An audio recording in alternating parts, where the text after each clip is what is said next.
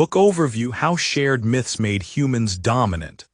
Deep in southern France, inside the Chauvet-Pont-d'Arc cave, a handprint adorns the limestone wall. It is 30,000 years old. Someone pressed their palm against the rock, blew pigment around it, and left an outline behind. The message was simple: I was here. That handprint marks something revolutionary. It is not a tool. It is not a weapon. It is a declaration. A human being wanted to be remembered, wanted to connect with people who would come long after they were gone. This was symbolic communication, the ability to think beyond the present moment, to imagine an audience that did not yet exist. Yuval Noah Harari opens Sapiens, a brief history of humankind, with this image.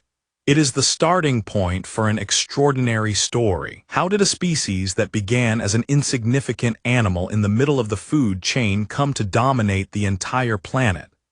How did Homo sapiens go from small bands of foragers to a global force capable of reshaping ecosystems, building skyscrapers, and splitting the atom? The answer, Harari argues, is not what most people expect. It is not our individual intelligence. It is not our opposable thumbs. It is not even our ability to make tools. The secret to human dominance is our unique capacity to create and believe in shared fictions. Harari traces the entire arc of human history through three major revolutions. The first, the cognitive revolution, began around 70,000 years ago. Something changed inside the human brain. Our language evolved beyond simple warnings about predators or food sources. Suddenly, humans could talk about things that did not exist in the physical world. They could gossip about each other. They could tell stories about spirits and gods. They could imagine things that had never been seen. This ability changed everything. Other primates, like chimpanzees, can only form groups based on personal relationships. The maximum size is about 50 individuals. Beyond that, you cannot know everyone well enough to maintain cooperation. Humans have the same natural limit. Without shared fictions, we cannot trust strangers. But with them, the boundaries dissolve. When a group of strangers all believe in the same God, the same nation, the same set of laws, or the same currency, they can cooperate as if they were family. They can build cities. They can wage wars. They can trade across continents. They can create corporations that employ thousands of people who have never met each other. Harari calls these shared beliefs imagined realities. They are not lies. They are fictions that everyone agrees to treat as real. Money is the perfect example. A dollar bill has no intrinsic value. It is a piece of paper. But because 7 billion people believe in its value, it works. It can buy food, shelter, and services. It can move economies. It can topple governments. The same principle applies to nations. There is no physical boundary in the soil that says France. The line exists only in the collective imagination of French citizens and the rest of the world. Laws, human rights, corporations, universities, all are imagined orders. They exist because enough people agree to believe in them.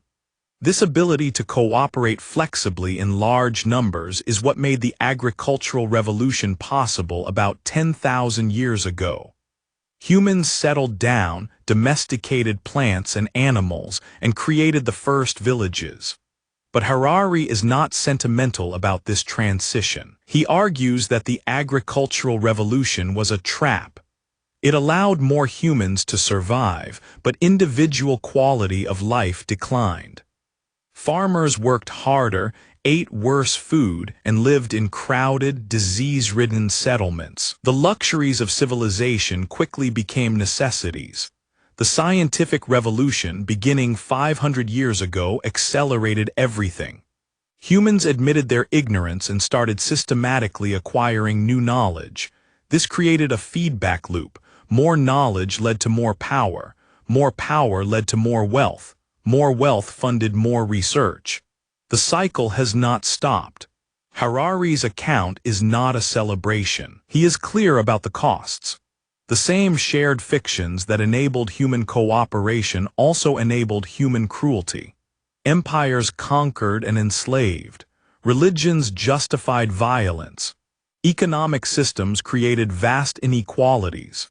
The handprint on the cave wall was an act of creation, but it was also the beginning of a story that would see humans destroy countless other species and reshape the planet in ways that may prove catastrophic. The book argues that humans have never been content. We have always wanted more. The hunter-gatherer was not satisfied with enough food for today.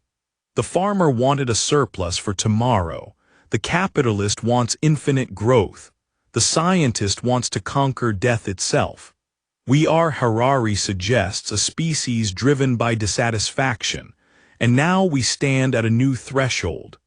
Genetic engineering, artificial intelligence, and biotechnology are giving us the power to design life itself. We are becoming gods, but dissatisfied gods who do not know what we want.